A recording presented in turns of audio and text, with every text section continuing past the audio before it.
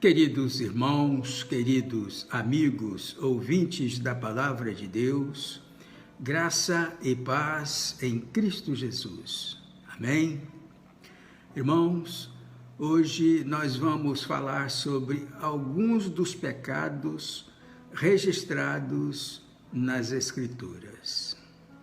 Nós vamos compartilhar com os amados irmãos e amigos o texto bíblico de Ezequiel, capítulo 18, versículo 20, que diz assim: A alma que pecar, essa morrerá. O filho não levará a iniquidade do pai, nem o pai levará a iniquidade do filho. A justiça do justo ficará sobre ele, e a impiedade do ímpio cairá sobre ele. Amém? Pecados registrados. Este é o título desta mensagem. Queridos irmãos, queridos amigos, o que é pecado?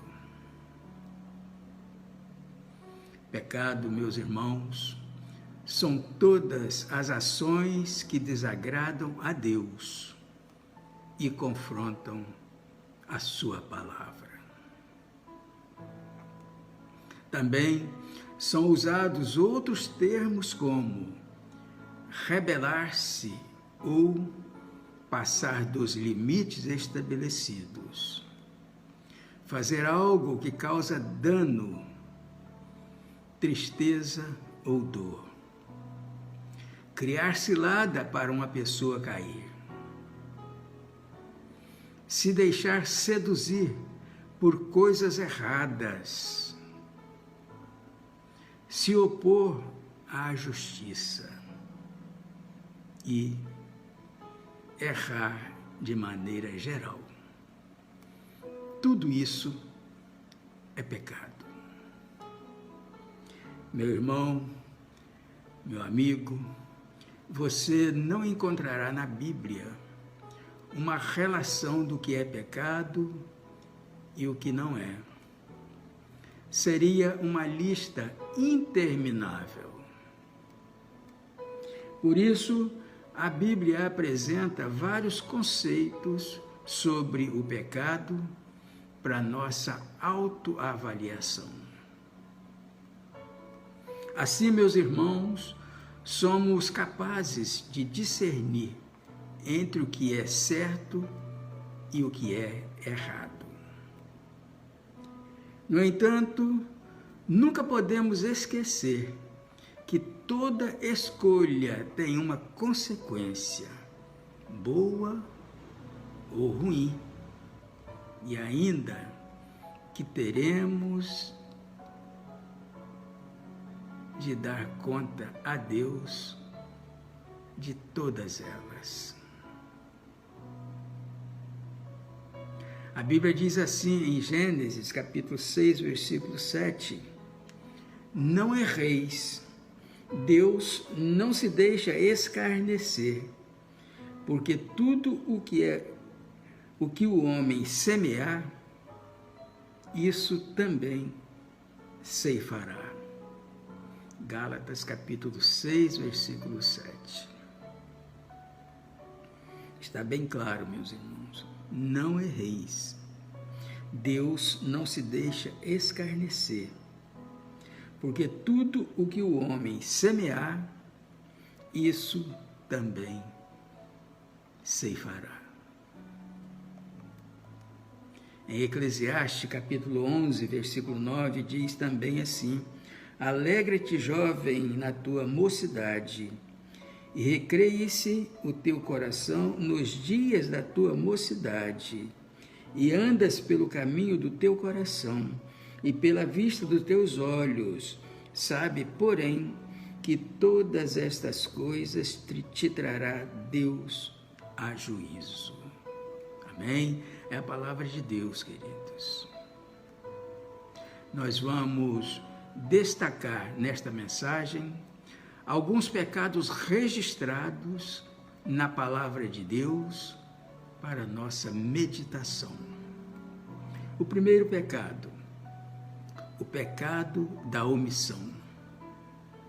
Em Tiago, capítulo 4, versículo 17, diz assim: aquele, pois, que sabe fazer o bem e não o faz, comete pecado. Irmãos, entendemos aqui neste texto que o conhecimento sem a prática é imputado ao homem como um grande pecado. Tiago reverte para o princípio com o qual ele começou, pois nada mais prejudica a alma do que impressões desperdiçadas. Os sentimentos se exaurem e evaporam se não forem incorporados na prática. Portanto, meus irmãos, meus amigos, não é apenas pecaminoso fazer o errado. Também é pecaminoso perder uma oportunidade de fazer o bem. E nós hoje, meus irmãos, qual tem sido o nosso procedimento diante de situações como essa?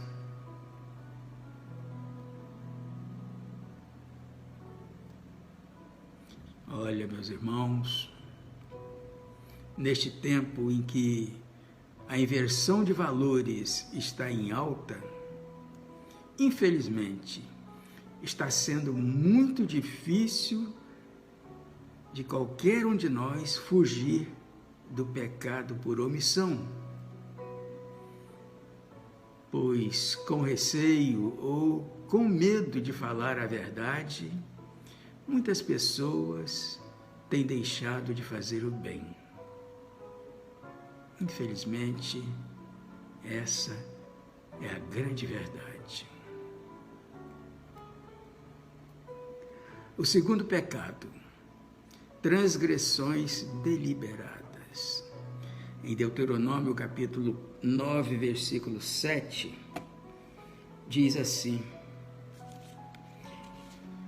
lembra-te e não te esqueças de que muito provocastes a ira ao Senhor teu Deus no deserto, desde o dia em que saístes do Egito, até que chegaste a esse lugar. Rebeldes fostes contra o Senhor.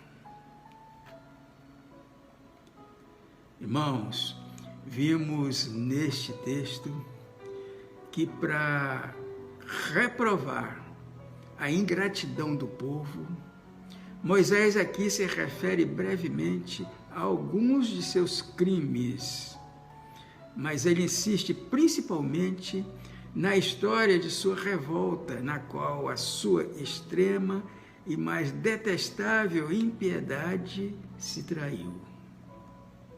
Ele, portanto, narra esse crime quase com as mesmas palavras que ele havia usado anteriormente em Êxodo. Ele começa pedindo-lhes que reflitam sobre os seus pecados para que nunca sejam esquecidos. E essa lembrança constante deles não apenas tendia a humilhá-los, mas também a ensiná-los a deixar de lado a sua natureza depravada e a se acostumarem a se tornar obedientes a Deus. Irmãos, o povo de Israel pecou e pecou deliberadamente no deserto contra o Senhor Deus. E até hoje, meus irmãos, muitos de nós transgridem deliberadamente as leis de Deus, infelizmente. O terceiro pecado, pecados escondidos. Em Salmos 32, versículos de 1 a 3, diz assim: bem-aventurado aquele cuja transgressão é perdoada e cujo pecado é coberto. Bem-aventurado o homem a quem o Senhor não imputa maldade e em cujo espírito não há engano. Quando eu guardei silêncio, envelheceram os meus ossos pelo meu bramido em todo dia. Irmãos, vimos aqui, meus irmãos, que o salmista fala claramente de sua própria experiência pessoal. A verdadeira natureza do pecado é convincentemente percebida enquanto a liberdade feliz do perdão é uma realidade passada e presente. A bênção do perdão. Irmãos, o pecador se alegra porque Deus o perdoou completamente. No entanto, o silêncio anterior do salmista foi, na realidade, uma recusa de reconhecer o seu pecado diante de Deus. Sabemos, meus irmãos, meus amigos, que nada fica encoberto aos olhos do Senhor. A Bíblia diz em Provérbios, capítulo 15, versículo 3, que os olhos do Senhor estão em todo lugar, contemplando os maus e os bons. Nada fica escondido aos olhos de Deus. Quarto pecado, pecados ocultos. Em Salmos 90, versículo 8 diz assim: diante de ti puseste as nossas iniquidades, os nossos pecados ocultos à luz do teu rosto. Irmãos, iniquidade e pecados ocultos tinham despertado a ira consumidora e o furor de Deus Santo. O nosso pecado secreto é antes o pecado íntimo do coração, não visível ao homem, mas conhecido por Deus. Deus não somente conhece as iniquidades da vida dos homens, mas o princípio do pecado escondido dentro da alma. A referência é de fato ao pecado, mas o pecado é oculto e esquecido. O pecado do coração, o pecado que nos esforçamos para esconder do mundo, o pecado que passou de nossa própria lembrança. Infelizmente, meus irmãos, meus amigos, muitas pessoas, pela ignorância ou imaturidade, pensam que podem esconder quaisquer tipos de pecados. Dos homens, sim, por algum tempo, mas de Deus, ninguém e jamais poderão ocultar pecados. O quinto pecado, pecado da mocidade. Em Salmos 25, versículo 7, diz assim: não te lembres dos pecados da minha mocidade, nem das minhas transgressões, mas segundo a tua misericórdia, lembra-te de mim, por tua bondade, Senhor. Vimos aqui, meus irmãos, que a palavra pecados vem de um termo que significa errar o alvo ou perder o caminho. Irmãos, Essa palavra significa, basicamente, as falhas, os erros, os lapsos e as fraquezas.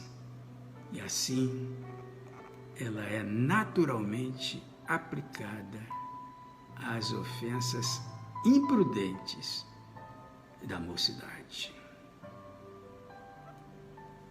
Transgressões significa literalmente rebeliões e se refere às ofensas deliberadas dos anos mais maduros. A misericórdia e a graça de Deus são suficientes para ambos os casos. Davi orava dizendo assim: lembra-te de mim, Senhor. Lembra-te de mim, Senhor. O sexto pecado, pecados vermelhos.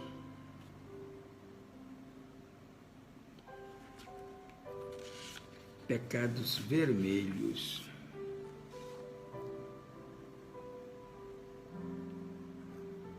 O sexto pecado, pecados vermelhos como escarlates. Escarlate. Em Isaías, capítulo 1, versículo 18, vem nos dizer assim: vinde então e argui-me, diz o Senhor, ainda que os vossos pecados sejam como a escarlate, eles se tornarão brancos como a neve, ainda que sejam vermelhos como o carmesim, se tornarão como a branca lã.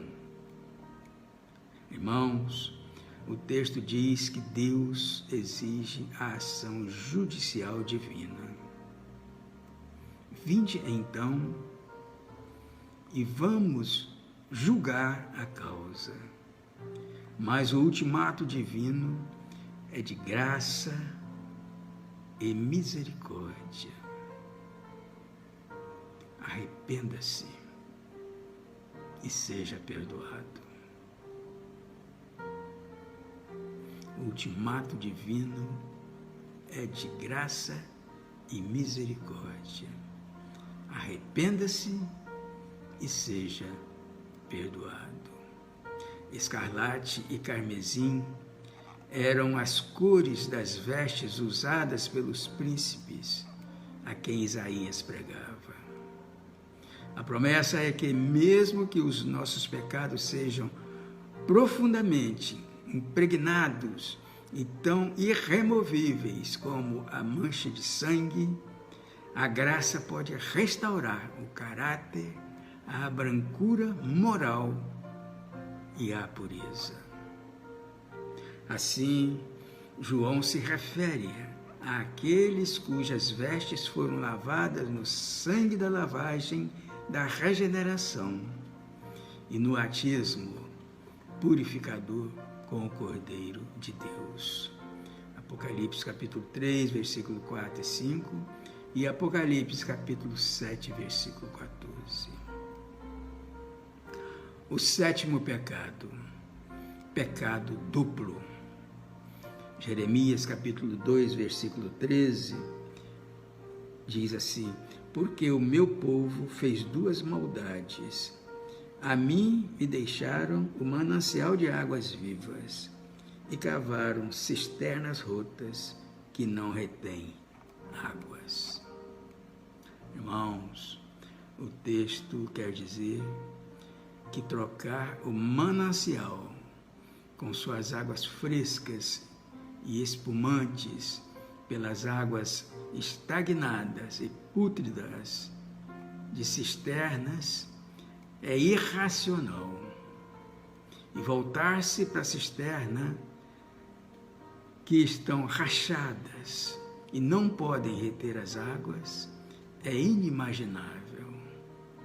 Mas foi isso que Israel fez ao se voltar para os deuses inúteis e ineficientes na sua aptidão de ajudar.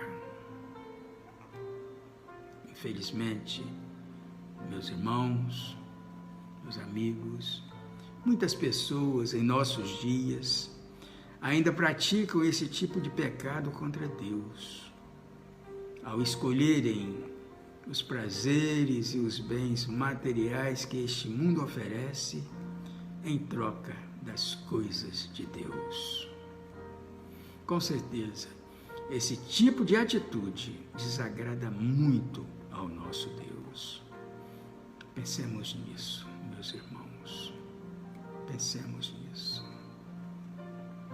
E você, meu amigo, minha amiga, você que acompanhou esta mensagem até o final, você quer se livrar dos seus pecados? Jesus é o único caminho. Só Ele tem o poder de perdoar e salvar. Por isso, meu amigo, minha amiga, o nosso conselho é que você tenha o encontro especial com Jesus e reconheça que Ele é o seu Senhor e o seu Salvador. Amém? E que Deus assim nos abençoe.